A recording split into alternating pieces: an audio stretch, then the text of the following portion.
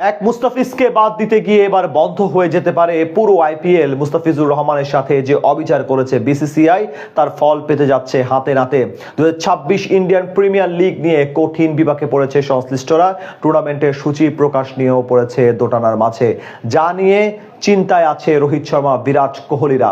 মুস্তাফিজের সাথে অবিচারের পর আইপিএল বন্ধ হতে যাওয়ার কারণ নিয়ে বিস্তারিত এই রিপোর্টে। অন্যের ক্ষতি করে কেউ কোনোদিন সফল হতে পারে না, ঠিক সেটাই যেন ঘটতে যাচ্ছে বিসিসিআই এর সাথে। টাইগার কাটার মাস্টার মুস্তাফিজুর রহমানের সাথে যে অবিচার করেছিল তারা, এর পরিণাম হাতে নাতে টের পাচ্ছে আইপিএল কর্তৃপক্ষ।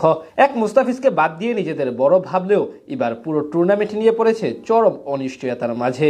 2026 ইন্ডিয়া প্রিমিয়ার লিগ আয়োজন নিয়ে মহা দুশ্চিন্তায় বিসিসিআই।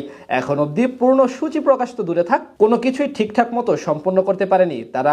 2026 আইপিএল নিলামের পর থেকে আলোচনায় আসে মুস্তাফিজুর রহমান ইস্যু। গেল 16 ডিসেম্বর সংযুক্ত আরব আমিরাতের এক অভিজাত হোটেলে অনুষ্ঠিত হয় 2026 আইপিএল এর মিনি অকশন। সেখানে একমাত্র বাংলাদেশি হিসেবে দল পান কাটার মাস্টার মুস্তাফিজুর রহমান। নিলামের টেবিলে তার জন্য Delhi Capitals, Kolkata night Riders এবং চেন্নাই সুপার কিংস লম্বা সময় ধরে লড়াই করে শেষ পর্যন্ত রেকর্ড 9,20,00,000 রুপি, বাংলাদেশের মুদ্রায় যা প্রায় 12.5 কোটি টাকায় কলকাতায় যোগ দেন তিনি।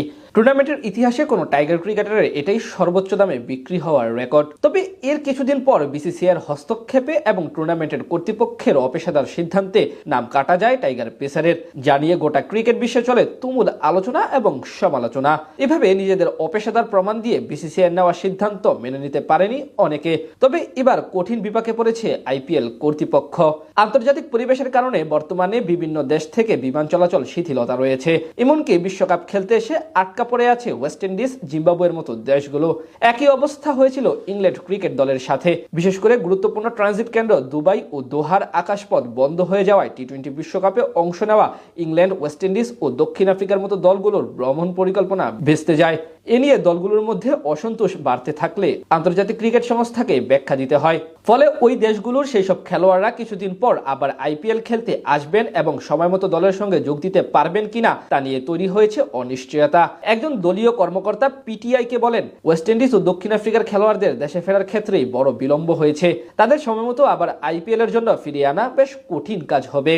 এই পরিস্থিতির প্রভাব এখন আইপিএল আয়োজনেও পড়তে পারে বলে আশঙ্কা করছে অনেকে।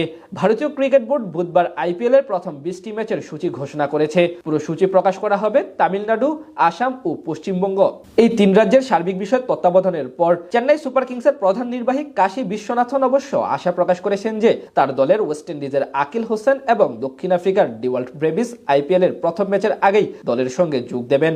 কিন্তু বাকি দলগুলোর টিম ম্যানেজমেন্টরা আছেন চরম অনিশ্চয়তার মাঝে। এখন দেখার পালা শেষ পর্যন্ত আইপিএল কি বন্ধ হয়ে যায় কিনা।